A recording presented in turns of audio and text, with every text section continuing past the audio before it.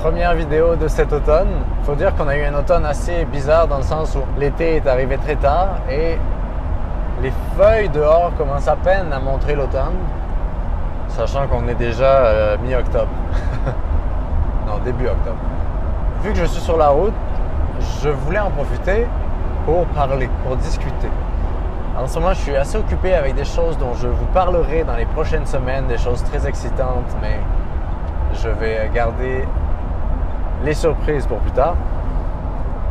Et cette vidéo aujourd'hui, je voulais parler de quelque chose qui est assez essentiel dans la vie en van. C'est peut-on vivre avec peu? Ou comment vivre avec peu? Et d'ailleurs, la question comment vivre avec peu, quand on me la pose, j'ai pas vraiment de réponse parce que c'est soit on sait, soit on sait pas. C'est un peu injuste parfois, mais bien sûr qu'il existe quelques exercices pour s'entraîner à avoir besoin de moins. Mais c'est un processus très graduel et très progressif dans le fond. Donc, peut-on vivre avec peu? D'abord, pour répondre à cette question, il faut se demander comment définir peu. Parce que beaucoup vont prendre l'argent comme référence et j'ai souvent ces genres de commentaires sur « Oui, mais ça coûte cher, oui, mais ça prend beaucoup d'argent, et tout ça, mais vivre même pas dans son van, ça prend aussi beaucoup d'argent. » J'ai jamais dit que je faisais la propagande pour vivre sans argent au pied de la société. Au pied? Non, en tout cas, vous avez compris.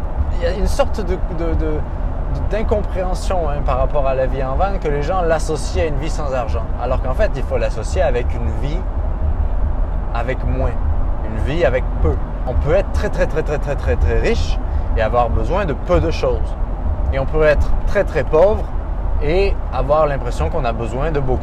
Et c'est d'ailleurs souvent dans notre société, sans rentrer dans des débats sociopolitiques, c'est souvent le cas d'ailleurs, parce qu'on met comme modèle l'accumulation de choses, alors qu'on sait très bien que être heureux, on a besoin, le moins on a, le plus on est heureux, parce que le moins on a de choses sur nos épaules qui sont des choses à entretenir. Et je dirais que c'est un peu toute la ligne éditoriale de la vie en van, c'est-à-dire c'est savoir que on peut vivre avec moins, on peut vivre avec peu. C'est comme si on a créé un système auto-dépendant qui est que on a toujours besoin de quelque chose de nouveau et plus on s'attache à des choses matérielles, plus on va avoir besoin davantage de choses matérielles. C'est quelque chose qu'on peut changer et je crois que la raison pourquoi de plus en plus de gens aujourd'hui considèrent la vie en van, de plus en plus de gens considèrent aujourd'hui une vie plus simple, les tiny house, revenir dans une vie à la campagne. C'est parce que on est arrivé à un certain point dans notre société où l'accumulation de biens ne nous rend pas heureux. Et au final, ce qu'on fait, c'est qu'on s'achète juste une carotte pour tenir un peu plus. Je me souviens dans une expérience professionnelle que j'ai eue, autour de moi, j'entendais « Ah, j'ai vraiment bien travaillé cette semaine-là et je me suis dit que j'avais vraiment mérité ma nouvelle chemise de marque à 200 $. Et sa collègue lui dit « Ah ouais, c'est vrai, hein, il faut se faire plaisir et tout ça. » On est tous coupables ou victimes de ça. Moi, je l'ai été et je le suis encore parfois. Mais ce qu'on ne réalise pas, c'est qu'en se créant un modèle de récompense du style de la carotte, que je fais quelque chose pour être récompensé, finalement, on va se développer une sorte d'addiction à cette carotte. Alors que je pense qu'on devrait se récompenser par le fait d'avoir accompli notre travail. Mais ça nous amène sur un autre sujet qui est le travail. Et ça, je ne veux pas en parler dans cette vidéo. c'est notre conception du travail qui est finalement juste, on va travailler, on va vivre pour travailler au lieu de travailler pour vivre. Ce qui fait que notre travail devient juste une sorte de chose obligatoire, d'extension de nous-mêmes par lequel on se définit. Alors qu'il ne devrait juste qu'être un moyen de vivre. Et encore une fois, la vie en van, en tout cas ma vie en van, c'est pas l'apologie d'une vie sans travail. Au contraire, c'est une vie avec plein de travail. C'est une vie où on est tout le temps, dans le fond, en train de travailler, que ce soit pour gagner de l'argent ou pour se bâtir nous-mêmes en tant que personne ou pour développer de nouvelles connaissances sans nécessairement aller à l'école. Vraiment, on est constamment en train de travailler. Physiquement, mentalement, spirituellement. Vraiment, c'est infini toutes les manières de travailler. Mais il y a toujours cette confusion avec une vie de confort et une vie d'accumulation. Et on le voit comme l'extrême de vivre sans rien. Comment tu fais pour vivre avec si peu? Je veux dire, je me fais plaisir. Je veux dire, je vais au marché, j'achète des très bonnes choses pour manger. Je vais parfois investir quand j'ai le sentiment que je peux dans du matériel de vidéo qui est une partie de mon métier. Donc, ça, je vis pas comme un moine et je suis pas à juste manger des conserves 4 fois par jour. Mais on peut se satisfaire de très peu parce qu'on sait dans le fond qu'on peut se satisfaire de beaucoup aussi. Et la valeur là-dedans, c'est pas l'accumulation. Notre valeur première, ça ne devrait pas être ce qu'on achète, ce qu'on peut acheter, mais ça devrait être, ça va paraître très démagogique, mais c'est ce qu'on est et c'est ce qu'on fait au présent, au moment présent, et pas ce qu'on va acheter à la fin de la semaine après avoir si bien travaillé. Sinon, la semaine qui s'ensuit, on va juste espérer toute la semaine, j'ai postillonné, on va juste espérer toute la semaine qu'elle se finisse pour qu'on puisse acheter de nouveau quelque chose. Je vois pas comment on peut vivre une vie durable en vivant tout comme ça, parce que finalement, qu'est-ce qu'on crée? On crée une sorte de vie au-dessus de ses moyens, parce que l'achat, comme le sucre, je dis souvent que le sucre attire le sucre, plus on mange sucré, plus on veut manger sucré, ben, l'achat c'est un peu ça, c'est plus on achète, et vous avez tous fait cette expérience-là, moi je la fais même encore très souvent, quand j'achète quelque chose, je veux acheter autre chose, et c'est graduel. Et lorsqu'on a une paye qui rentre tous les mois, eh bien, le risque c'est de voir que eh bien, finalement on peut mettre cet argent dans ce petit bonheur instantané qu'on a, le bonheur on l'achète, et au bout de 5 minutes on a oublié déjà. Et je prendrais comme métaphore quelque chose qui est, vous prenez 2 personnes qui s'en vont à un gros centre commercial, pour ne pas donner de nom, où il y a plein de choses. Prenez ces 2 personnes, une personne a tellement d'argent qu'elle pourrait acheter le centre d'achat au complet, avec les employés, avec la terre autour, vraiment, pourrait tout acheter. Elle rentre à côté d'une personne qui, elle, n'a pas d'argent, si ce n'est juste ce qu'il faut, même moins que ce qu'il faut, parce qu'on a toujours besoin de moins, pour vivre, pour manger ce soir. Ces 2-là rentrent en même temps. Eh bien, ces 2-là, je vous le dis, ils vont consommer de la même manière. C'est-à-dire qu'ils vont, à quelques exceptions près, ils vont acheter ce dont ils ont besoin. Le problème, c'est qu'aujourd'hui, nous, la plupart de notre société, on est tous dans un entre-deux. Parce que tout le monde veut être ultra riche, mais c'est ça qui fait qu'ils sont dans cette accumulation de biens, en croyant que c'est en accumulant qu'on devient riche.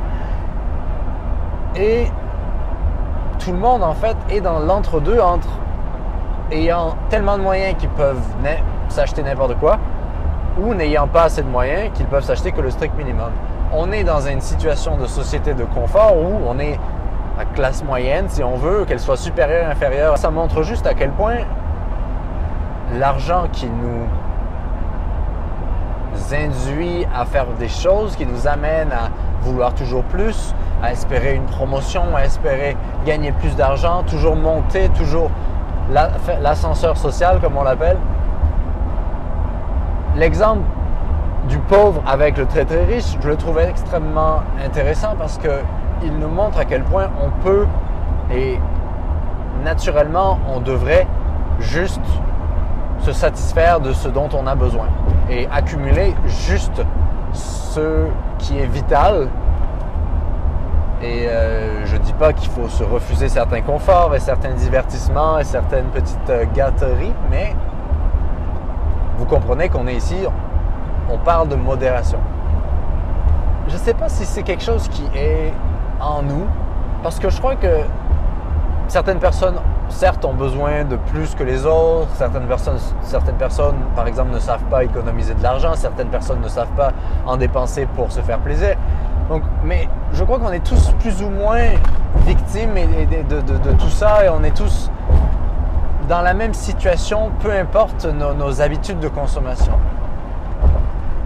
En tout cas, personnellement, je sais que je suis capable des deux. Je suis capable de vivre avec rien, comme si du jour au lendemain, eh bien, allez, on achète, on dépense jusqu'à ce qu'on n'ait plus, et puis je vais aller travailler et le vendredi, racheter. C'est toujours, on peut tous faire ça. Et qu'est-ce qu'il y a de... C'est un peu médiocre finalement quand on y pense faire ça. Et qu'est-ce qu'il y a d'intéressant dans une vie d'accumulation et de déplétion et d'accumulation et de...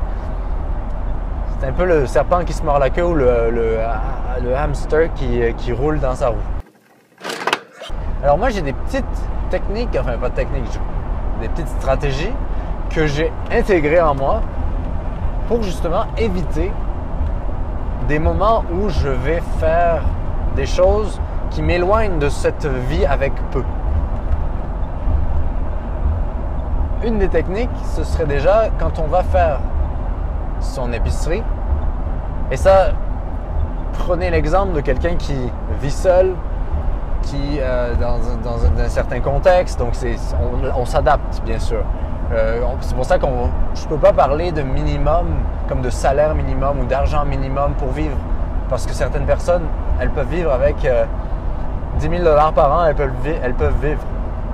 Et moi, en toute confidentialité, l'an passé, c'est avec ça que j'ai vécu. Et j'ai très bien vécu. Et j'ai eu, avant ça, des salaires comme 40 000, 50 000. J'avais l'impression de vivre moins. Donc, c'est pas une question de salaire. Quand on a une famille, on a nécessairement besoin de plus. Donc, certaines personnes, ça va être quoi? 30 000, 40 000, le minimum qu'on peut vivre avec quelque chose, une vie simple. Tout dépend vraiment de beaucoup de choses. Mais, donc, c'est stratégie. Vous essayez de faire vite. Ça fait combien de temps? Oh, 16 minutes. Hey. Moi, j'ai du temps. Et vous, je ne sais pas si vous en avez.